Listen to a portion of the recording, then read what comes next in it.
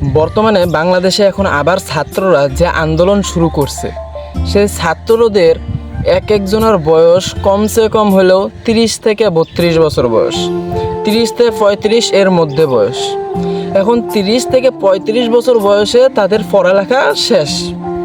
তাদের পড়ালেখা শেষ হচ্ছে 30 থেকে 35 বছর বয়সে, তাদের masters complete, university master complete. যেই জায়গায় একটা ছেলের মাস্টার্স 1 থেকে নিয়ে মাস্টার্স কমপ্লিট করা পর্যন্ত সময় লাগে 17 বছর।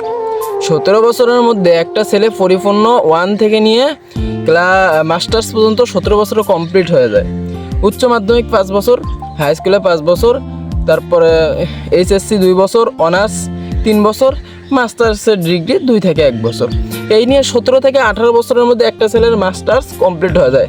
একটা ছেলে যদি 6 বছর বয়সে স্কুলে ভর্তি হয়, 6 বছর বয়সে স্কুলে ভর্তি হলে সেই ছেলেটা দেখা যায় 24 থেকে 25 বছর বয়সের মধ্যে মাস্টার্স কমপ্লিট হয়ে যায়।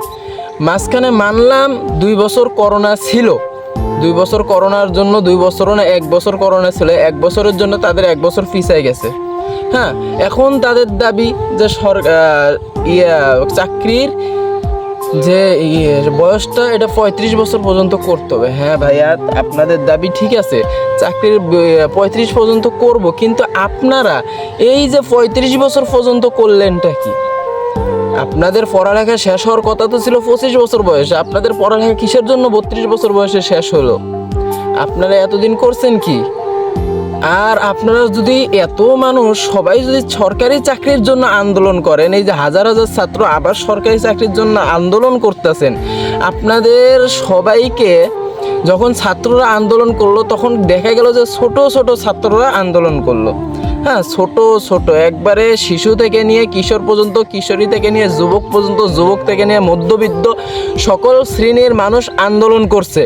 তখন তো এই রকম বড় বড় ছাত্র একজনও দেখা গেল না ভাইয়া গুলি খাইতে। এই হাসপাতালের মধ্যে এখনও অনেক ছাত্র বেডের মধ্যে শুয়ে আছে, এরকম তো একজন ছাত্র দেখা যায় নাই যে যার বয়স 30+। কেন ভাই আপনারা এই যে জিনিসটা আবার শুরু করছেন, এটা কিসের জন্য? কিসের জন্য এই জিনিসটা শুরু করছেন? আপনারা যে দাবি শুরু করছেন সরকারের কাছে, হাজার হাজার দাবি শুরু করছেন, সরকার এখনো আসলো না, 2 মাস হয়, আপনার দাবি দিয়ে দিচ্ছেন 2000। সরকার তো ভাই এখন আপনাদের দাবি পূরণ করার জন্য আসে নাই। বাংলাদেশের যে হাল, যে অবস্থা, সেই অবস্থাকে সুন্দরভাবে গোছায়া ঠিক কইরা আপনাদের জন্য একজন ভালো মানের মানুষ যেন দেশটাকে পরিচালনা করতে পারে, সুযোগ সুন্দরভাবে সাজাইতে পারে, সেই জন্য সরকার আসছে। কারণ সেই সরকারের কাছে আপনারা হাজার হাজার দাবি জানাইতেছেন, সেই সরকার কি আপনাদের দাবি পূরণ করার জন্য আসছে? না ভাই, আপনাদের দাবি পূরণ করার জন্য সরকার আসে নাই। সরকার আসছে জিনিসটাকে সুন্দরভাবে গোছায়া, দেশটাকে সুন্দরভাবে সাজায়া, তারপর একটা ইলেকশন করে যেন দেশের মানুষ সুন্দরভাবে থাকতে পারে, এই জন্য সরকার আসছে। তা আপনাদের তো দাবি দেবার শেষ নাই।